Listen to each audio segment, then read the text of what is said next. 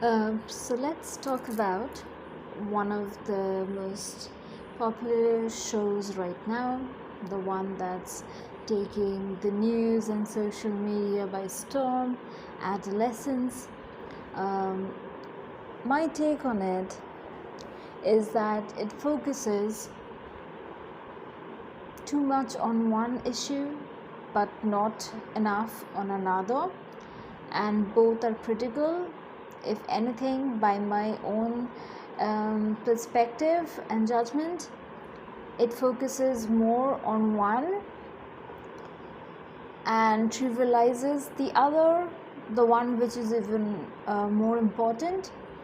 And I think that's really disappointing, given that it is delivering an important message. The point of it was to engage people in discussion. So when you completely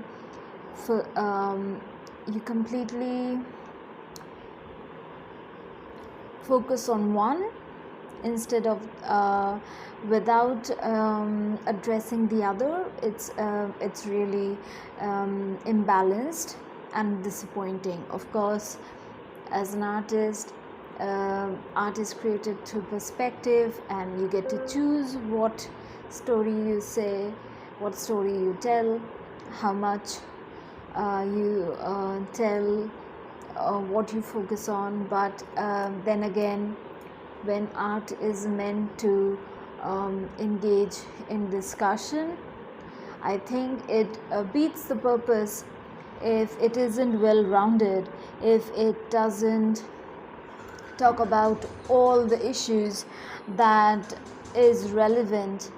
And here I'm of course talking about abnormal psychology, because in this show a 13-year-old boy stabbed a young girl. I think she was maybe a year or two older than him. I forget, but I think in the show she's a little older, but just barely. Okay, and he stabbed her 7 times, uh, you know, leading to her death. And the um, the show mostly focuses on how um, his actions were um, influenced by social media, by what he was consuming on social media, by bullying on social media, all of it. And even the discussion around this show has largely focused on that aspect only. Very Of course, there are people who have been talking about the significance of the sandwich during the psychologist's visit, but as far as I've seen, maybe I could have missed it. Obviously, I'm not that frequent on social media, and but I'm pretty sure I've not seen any news article that focused on this show that mentioned abnormal psychology and social media. Also, as far as I know, it isn't. Correct me if I'm wrong. I would love to know that people are actually talking about it as well. But here's the thing. I think a large part of this, I mean, this boy's actions were influenced by abnormal psychology, and it trivializes the issue when you focus solely on social media and its impact. um, because statistics show that there are so many more people with abnormal psychology around us than we think. It's because we are not informed well enough. And I understand that, it's an easy rabbit hole. Once you know too much, you might just it's not everyone has a nuanced approach, because psychopathy is a spectrum, narcissism is a spectrum. So someone can be on the spectrum but not a complete narcissist or even a sociopath. But the thing is, if someone has psychopathic tendencies, they are still a very bad person and potentially a harmful person, and definitely someone you should be very vigilant around, right? So the point is, you cannot stop the problem from being present by not discussing it, or keeping the information restricted.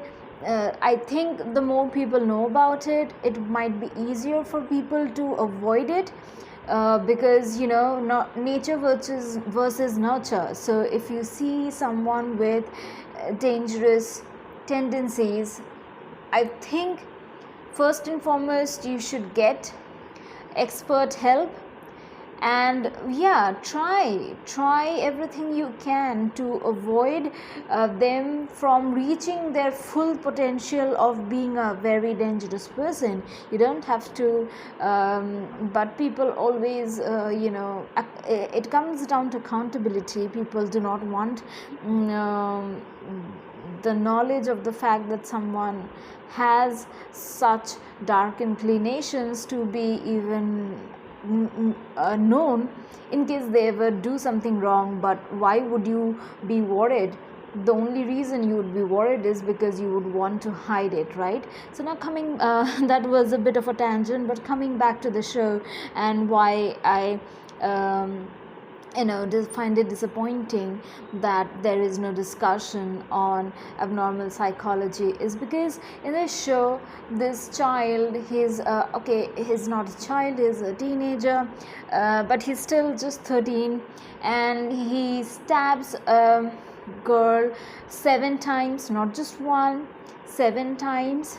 And the entire show is not the entire show, but like in the first episode they focus on what is happening, how could he people are thinking how could he possibly do that. Digressing again, had no doubts from within the first 5 minutes that he had indeed done it, but that's something for later maybe. But yeah, the show was I read on Netflix that the show was designed that way, that the first episode starts with a possible narrative that there's no way that kid could have done it. The expectation that viewers would also feel that way. I didn't, but anyways, I think but it is normal for most people to think, oh, just because he's a kid there's no way, but he did, right? We saw how skilled a liar he was, because he maintained it towards the very end, until the 4th episode, where he finally pleaded guilty. So and he was very intent on how people perceived him. He wanted people to think he was innocent, he was acting innocent, there was really no remorse. If you had remorse, you wouldn't be able to be so calm and collected after killing someone by stabbing them 7 times, right? But he was. If that is an abnormal psychology, what is?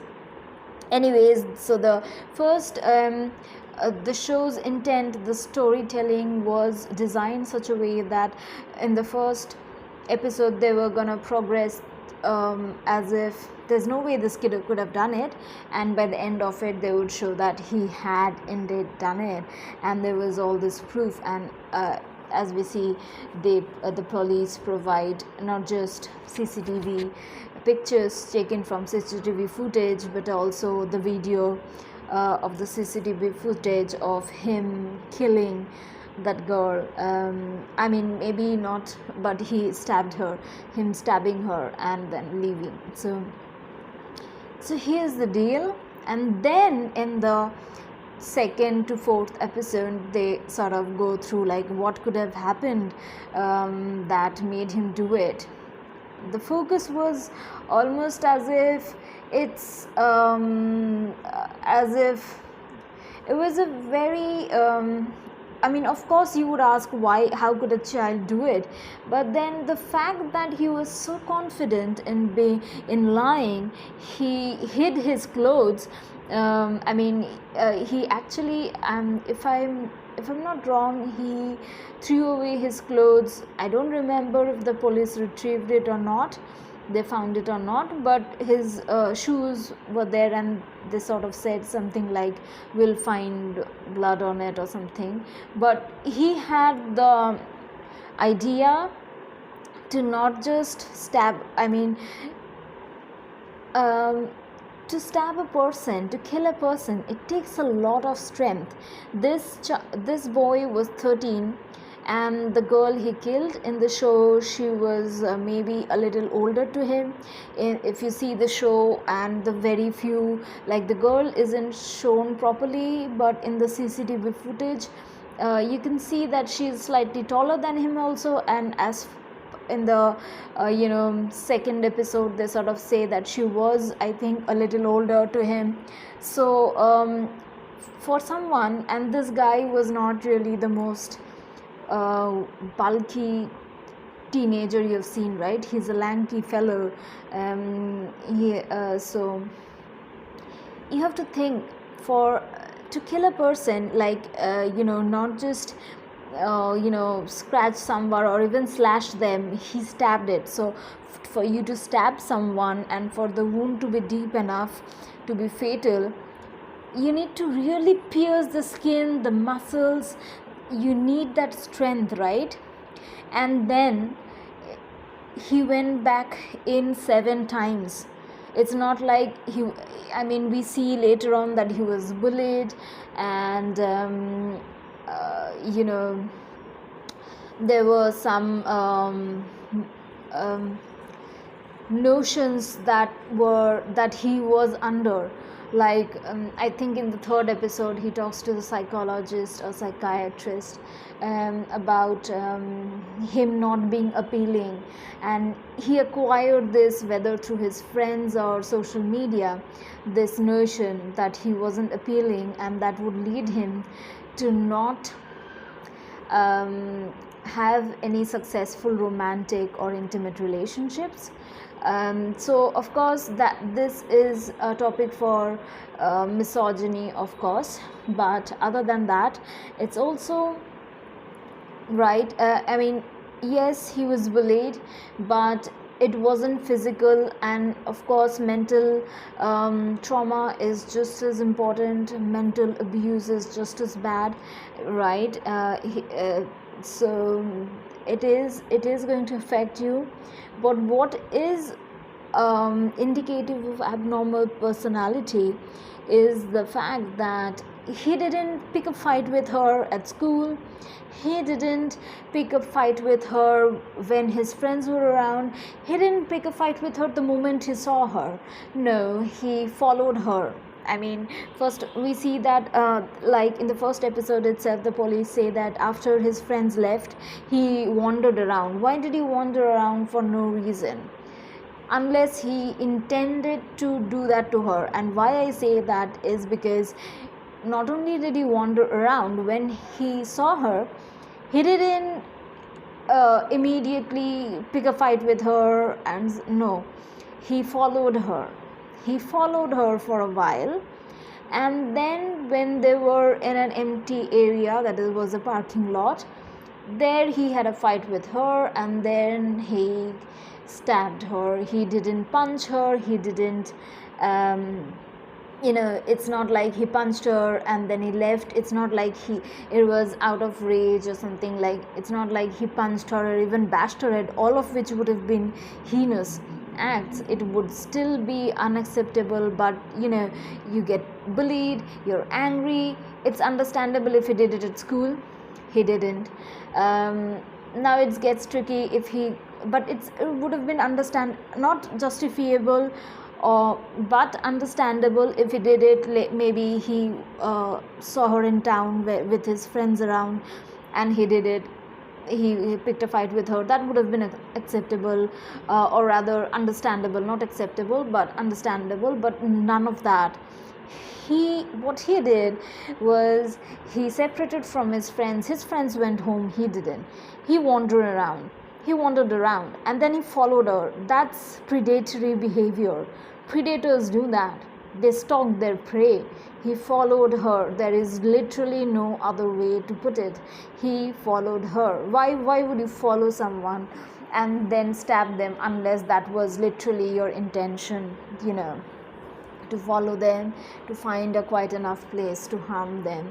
Because if you just wanted to talk to her, if you're just mad and he just wanted to pick a fight, he would have done it right there the moment he saw her. But that isn't the case. He followed her. And most importantly, even say, okay fine, even if you say that doing more than just punching is even acceptable, say even, because for you to stab, it's not like we walk around with knives, right? So how did he have a knife? That means he chose to have a knife with him, on him, so he was carrying a knife. So that is very much premeditated. I mean, do you walk around with knives? No, we don't. So he had something, most probably a knife, I think, obviously. Otherwise, how can you inflict so much damage that someone dies? And most importantly, the strength you need to pierce the skin and for the wound to be deep enough to lead to death is tremendous. And he did it 7 times. It's not like he stopped once, he was done and he felt guilty and he ran away. No, he kept going and then he, if I'm not wrong, because I watched it quite a few days back, and I'm frankly, I have a lot on my plate, so non-essential details are not something I keep around in my brain.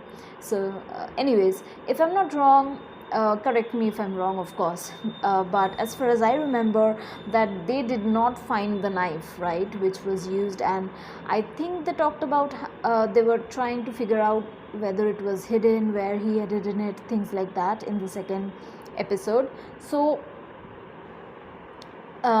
because I don't remember the knife ever being shown in the first episode. So obviously, and of course, he did throw away his clothes. He would have thrown away his shoes were they not costlier. And of course, most probably there weren't much blood on it or something. But here's the thing: he had the presence of mind to throw away his clothes. The knife was never found on him or in his house or anything like that. So he had the presence of mind to do all of that, to follow her, to have a knife on him when he had a fight with her, to stab her instead of punching her, and then hiding it, and then insisting on his innocence, even when they were showing him the printed pictures of CCTV footage of him following her. He said, I've not done anything wrong. So he was so adamant on, he didn't break.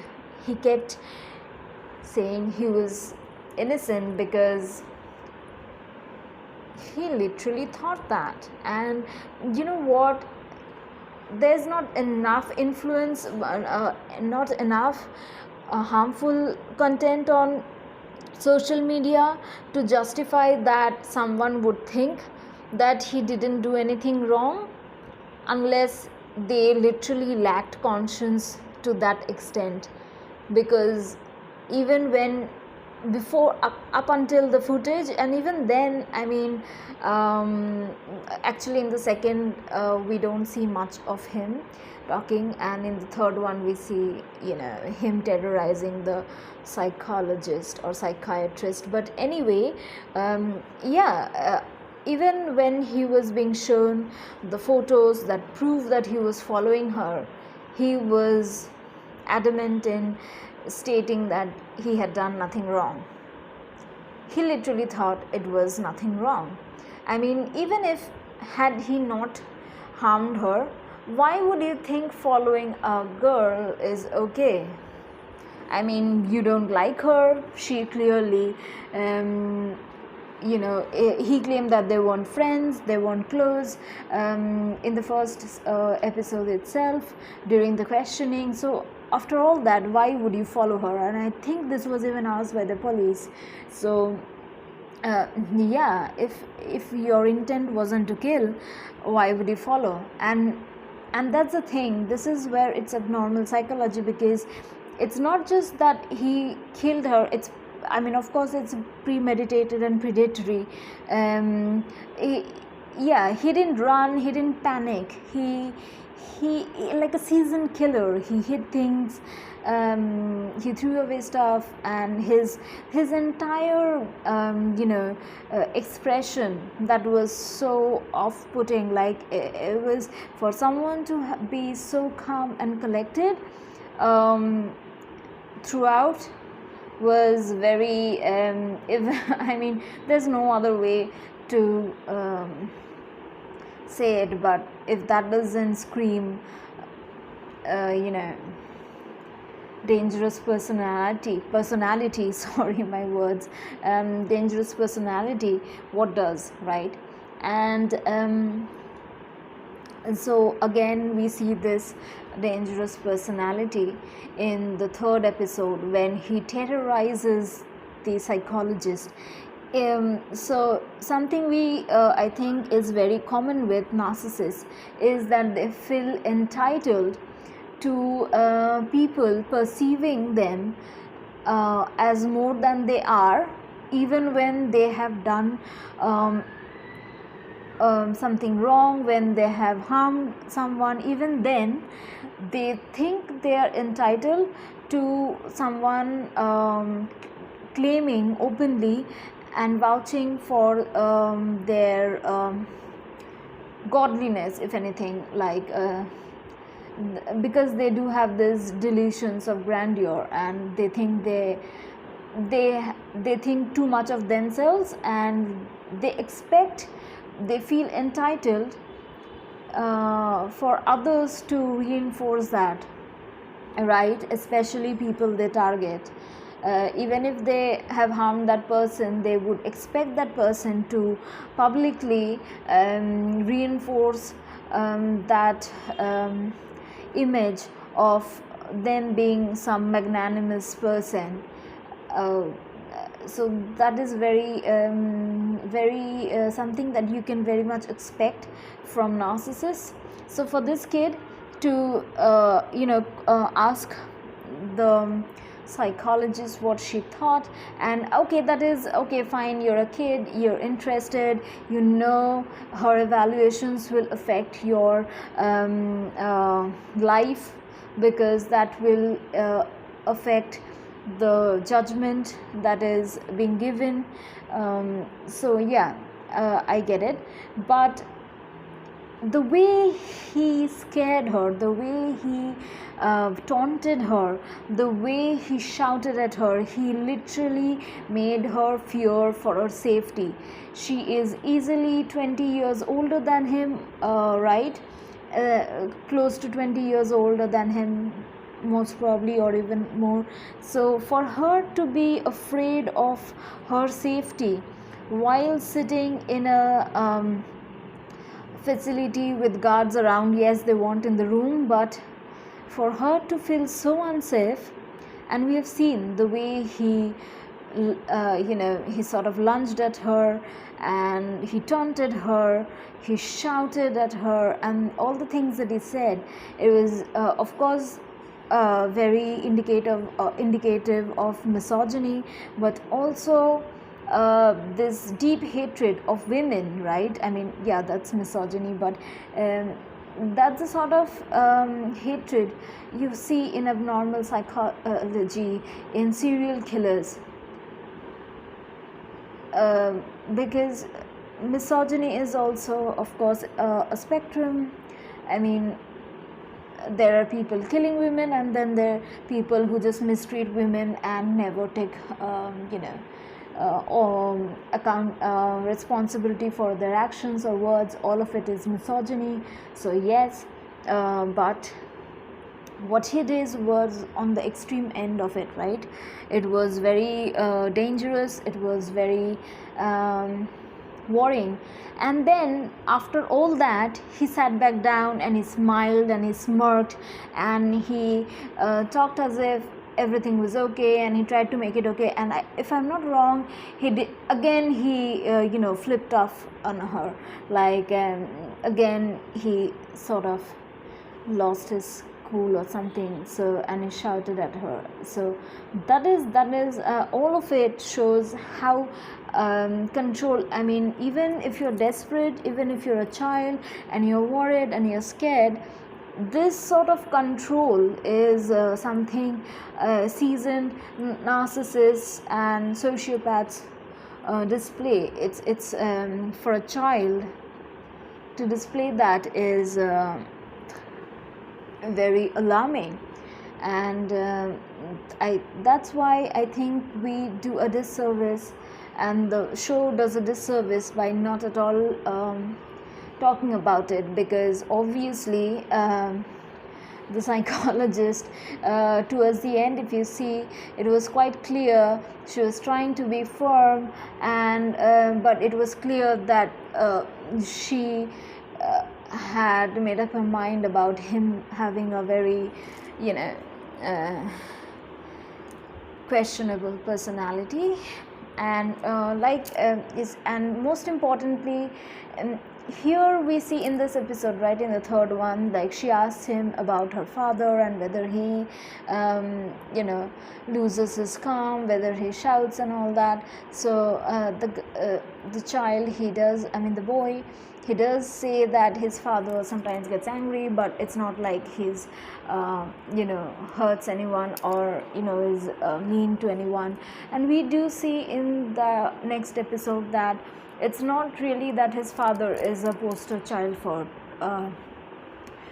misogyny or toxic masculinity. No, that wasn't really the case. So where did he learn all this from? You just don't watch something on social media and be so have such toxic ideologies deep rooted in you. No, social media can amplify what you already have in you. Of course, it can embolden it, but for you to have so much hatred and contempt for women, because the way he was taunting this woman, she was so much older than him, and he was taunting her. He was literally asserting his power over her, right? That was his power move. He was trying to assert his power over her. He was intimidating her. So for him to do all that, you just don't watch something on social media and become so many people watch so many things on social media. I mean, before social media, to date myself, in early 2000s, there were like people talking about how the ill effects of video games, but we all talked, and there was this discussion that not everyone who plays video games, even the violent ones, end up being violent people. No. So it is always what you choose. Same with television. When television was quite new, it's not that people a lot of people watch harmful content on TV. I'm not saying it should be there shouldn't be censorship. There should be, especially for children. They are impressionable, so yes, it is important. But what is also important is that people have been doing disturbing things long before social media. I was actually reading on this blog. It was by Netflix itself on this show, and it said that the director was inspired by a book which was about a case in 1968 where a 11-year-old girl had killed two children.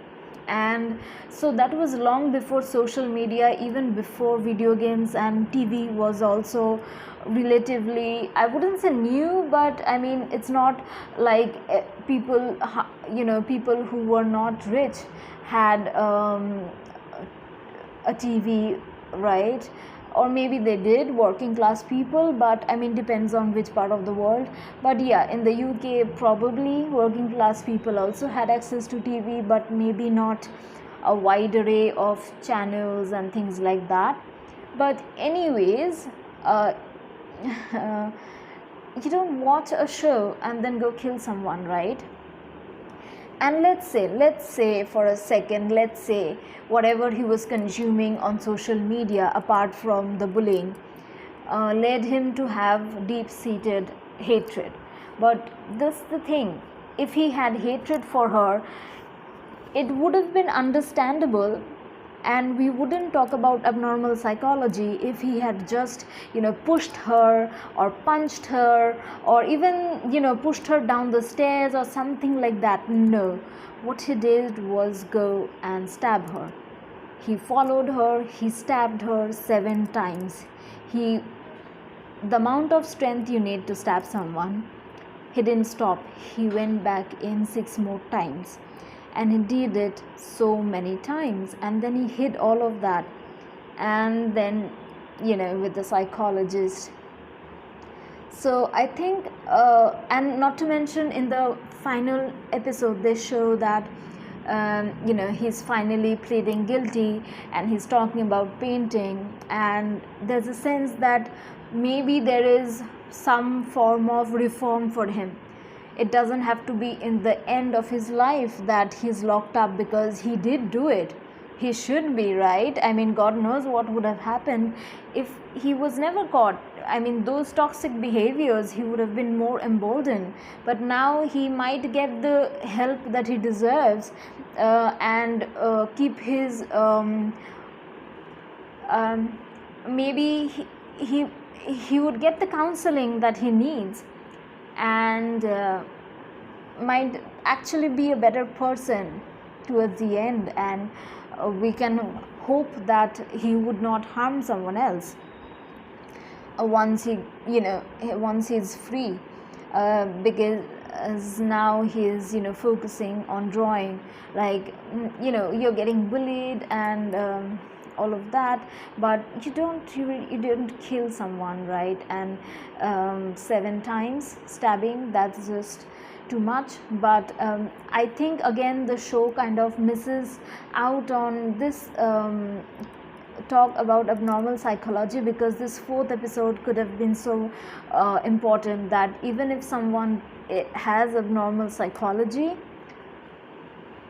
there's a way they can have a good future if they are allowed to have the expert help that they need, right? Because again, it's not normal to get bullied and to stab someone 7 times and then hide your the weapon and everything else. So yeah, I think the show could have addressed this. I mean, had they addressed abnormal psychology earlier on, they could have addressed this as well, that if you think your child has such tendencies, seek the help, get the help they need. I mean, it can also be done covertly, but do get them the help they need, instead of forcing someone else to lose their life, someone else to lose their child. Of course, here the parents did not know that he was like this, but that's of course, so it's not like I'm not saying that his parents knew and tried to hide, but that's the thing. It could have been discussed that maybe evaluations are could have also not just checking what he's consuming on social media, but evaluations of children are also just as important. We shouldn't just say that, oh, if they are not 18 they cannot have abnormal psychology. Of course your psychology is already present even when you're less than 18, and if anything that's where you can make some change. You can guide them properly, and if we do that, things might be so much better for society in general. So what do you think? I know it's a bit different, but what do you think? What are your takes on it? I would like to know.